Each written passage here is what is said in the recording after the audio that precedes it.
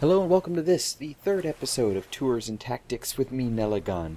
Today we're going to be exploring the wonders of the Lowlands Keep. It is the main green keep in the lower southwest section of the Eternal Battlegrounds. It is, as you can see on the map, it is a larger keep with multiple avenues of attack, which we will going to be exploring. I'm going to point out right here, on this map here. The first angle of attack is, of course, the front gate, which is not always the optimal avenue of attack. If you look on the north section, you have approximately 3 segments of wall which can be destroyed. And on the southeast section, 2 walls that can be destroyed. There's also another little hidden gimmick that we'll get to, but let's continue with the video. As you see here, these are the huge walls right here. You can place siege equipment on the embankment, and everyone can just ride across the river Stalingrad style and hit those and get through those walls into the first section. That is one avenue of attack. Remember, one of the most important things to be doing when you're looking at a keep and the various ways of attacking it is, in fact, scouting. You want to find new and unpredicted ways of attacking an objective. Sure, as I said before, you can continue to pound the gate in a massive zerg. Okay, fine. That will work eventually. But it's not time effective, and it wastes a whole bunch of people you could be using to attack elsewhere. In the time it takes to zerg down the keep's door, you could have taken and held and carried supplies from 2 or 3 supply camps. So, as you can see, we're walking around the corner here. We're going to approach the main front gate of the Lowlands Keep. Again, we're on NEligahn, my intrepid lobby engineer. This is the front gate. There's one avenue of attack this way, and that is, of course, through the door. We got burning oil overhead, which can be used to take down people in front of the gate. That's why you don't always go for the direct frontal attack. As we enter the keep here, we rise up into the main keep area, and we get to our vendors. Now, something else we're going to do in this episode is I clicked through, and we're going to be looking at the various upgrades that keeps can get, in addition to the choice of siege engines. In long future videos, when I have access to the game again, we'll go over the different types of siege engines. This is the Keep Lord, as I stated before. You have to kill him to take possession of the keep. Now, we're going to pause it here for a moment and talk about something. When I mentioned going through the front gate as a zerg, on this keep in particular, because the front door opens right into the main keep, it is a viable strategy. However, because that's where you're going to be focusing your forces, that is, of course, going to be where the defenders are going to be focusing. This is why you look at avenues of attack. It's okay to set up an attack on the front if you want them to be distracted. But as I hinted at before, there's another avenue of attack in here that can be utilized to cause even more havoc. And we're going to resume. We're heading up on top of the walls. These are the back walls of the keep. Once we head down into the outer keep section, you'll see the ways you can attack from there. Always look for destructible walls. Always look for other avenues, other ways you can exploit the defenders. We got the inner gate. Got the defenders. Okay, here we go. We're going to do a walk on the outer walls here. As you can see from the keep here, we've got 2 oil emplacements. One for inside the gate, one for outside the gate.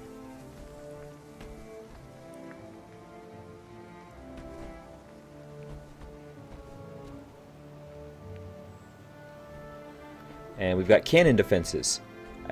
Defenses are very focused on the front area, which is why it is not always the best route to take when you're attacking. Everyone likes to go straight for the gate. Don't always go straight for the gate. I cannot emphasize this enough. Now, as we circle back around, we're going to hit the supply cart before. Again. And we're going to talk with the quartermaster first? Okay. As I explained before, upgrades are bought with supply, karma, and gold. And you're going to want to upgrade.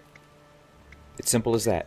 Build up the keep to increase defenses, and you'll hold on to it longer. You've got 2 weeks to take and hold the keep. Use your assets and hold on to the keep. It's not that hard. It is much better time management to spend the time and resources to upgrade and maintain a keep than it is to constantly tug of war back and forth it. If you can be sure that you're going to hold on to a keep, that gives you more time to go out and find other areas to attack and take control of those. Now we're going to go through the different upgrades the keep can have here. You can buy an outfitter, which sells adventuring supplies. During the beta weekend event, we didn't buy too many upgrades on the keep, mainly because people were kind of broke. At least I was. I don't know about anybody else. But I'm pretty sure that sells supplies such as... I have honestly no idea. I don't know what you would need, since it doesn't really use items in a typical sense. You can hire a second worker. Now, workers are the AI's way to build defenses. As you can see, additions on the right side of the screen there, those are built by workers over time. They carry the supply from the depot to the defense, build it, and walk back and forth. Slow, time-consuming, and annoying. They can also be killed by invading armies, which is not always a good thing. They can also be killed by ranged attacks on the wall, also not a good thing. Players can also help building these defenses, and I would highly encourage people to do so. Why? It saves time, and especially saves time if you are sure to take your supply from a supply camp.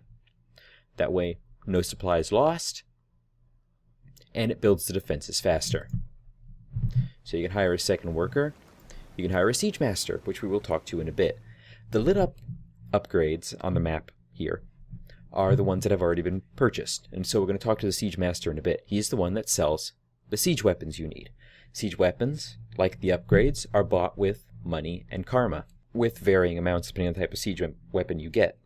It is then up to the players to use supply to build those siege engines. With the exception of the golem suit, siege engines don't move. So you have to be sure of where you're placing it, that it's defensible, and that it'll be effective, because you're not going to be able to pick it back up again. And players have to carry supply to the siege weapons in order to build them on the battlefield. We'll talk more about them whenever we get to the siege master. Hire more guards. More guards are always good. I'm honestly not sure what hire guard patrols for the keep do. I would suppose that it's running up and down the roads to keep them secure from people coming along the various attack routes, so that could be effective. Or they could be people that walk the perimeters of the keep, which probably also just as effective. Raise guard level, always good. They kill things faster. We got cannons. As you saw previously in the video, I fired the cannons from above. They defend and they explode. What more do you need? Mortars. Mortars are longer range cannons, and they actually let you target a wider area than cannons do. They also do a lot more damage, so if you have a problem with trebuchets on the hill, the solution is more than likely to build mortars. Waypoints are what you use to travel around the map. They are kind of like a combination of inns in WoW and flight paths. You select them, and it carries you over to the location that you want to go in, with a minor loading screen depending on how far away you are from it. As you can see, it is not cheap, and it takes all the supply that you can have inside of the keep. In this particular keep, I can't see it being too active because it's just to the northeast of where green spawns, so its utility is debatable. But I could see it being useful if you're trying to get to the... If you see a large attack force coming and you wanted to get to the keep faster. And then we get to wall upgrades, always useful. So that's all the upgrades you can get for most of the keeps. Supply camps have different types of upgrades. And here's the fun one, the Siege Master. Alright, we're going to go through each of these, and from what I recall, a flame ram is something you build right in front of the gate, and you have to keep it... It's really tough to keep it defended, but you have to do so.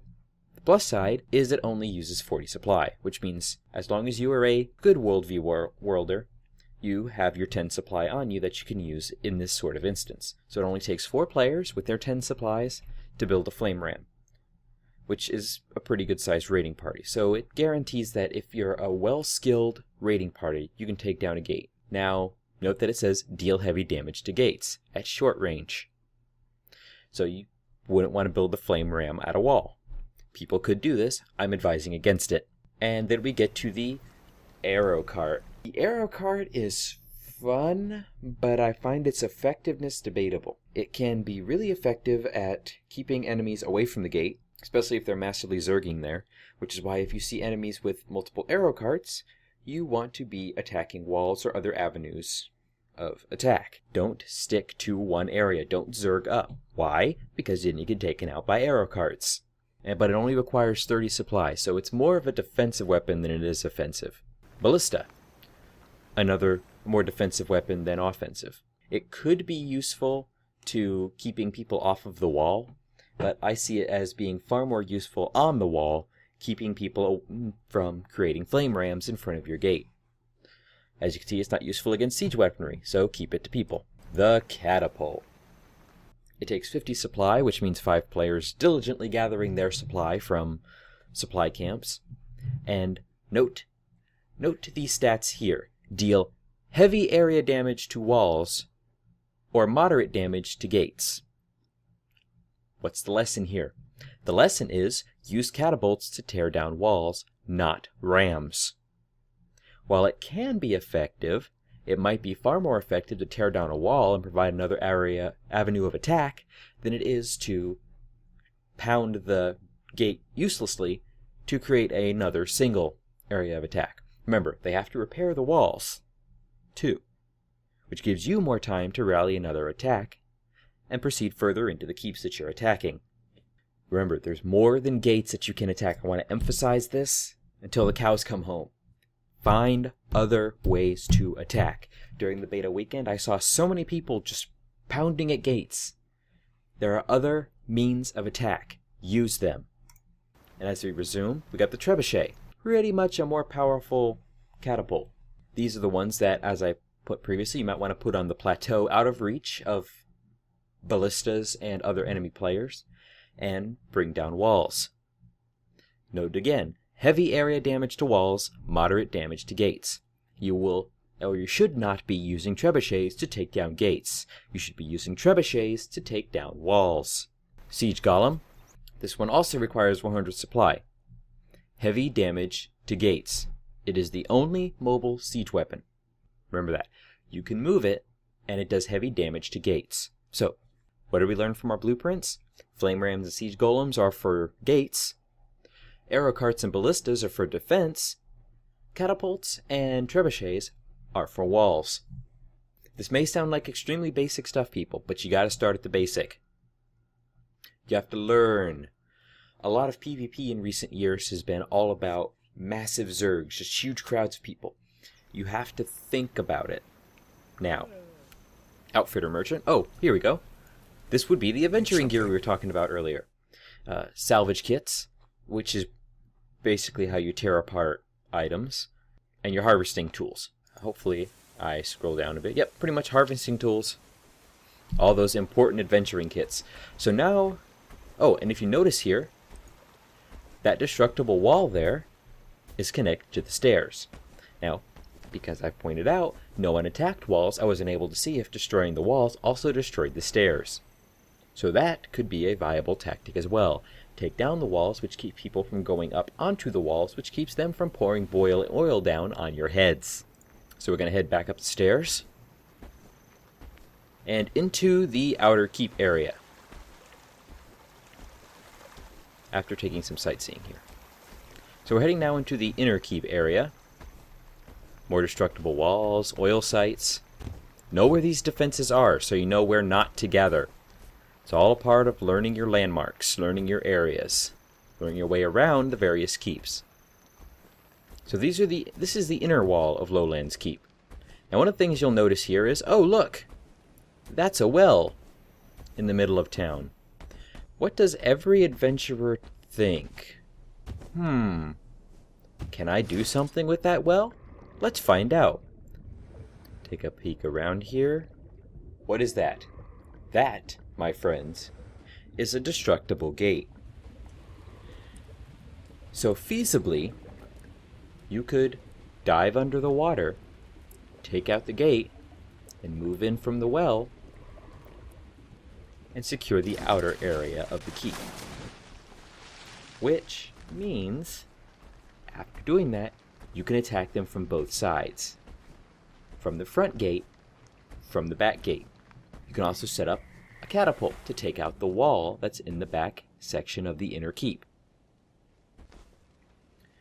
This is important because it keeps your people safe, because now the defenders have to spread out the defense. They have to defend both the front and the back. We like tactics. Tactics saves time and it keeps us from having to do dead runs. Dead runs are bad. Something is actually beating down the gates. Now I'll remind everyone that this footage is from the beta weekend event, which means beta is beta. I ran up the stairs, excited to see if maybe there were some invaders. We can show a nice little siege underway. But alas, no, it is frogs. That is the other thing I wanted to mention. You can in fact be attacked by enemy NPCs, enemy characters. It can be slightly annoying. And as you can also see, they bugged, which means we couldn't attack them. Beta is beta, everyone. But it gives you opportunity to see the oil in play, and its area that it can actually hit them, which is everything in front of the gate. What have I been saying? Don't mash up in front of the gate. It gives them a perfect opportunity to pour boiling oil on your heads. And defenders? Odds are they're going to pile in front of your gate, so pour boiling oil down on their heads, or fire cannons at them, whichever tickles your fancy more. And as you can see, I kind of shoot pistols at them. They're invincible, not doing anything. It's kind of pointless.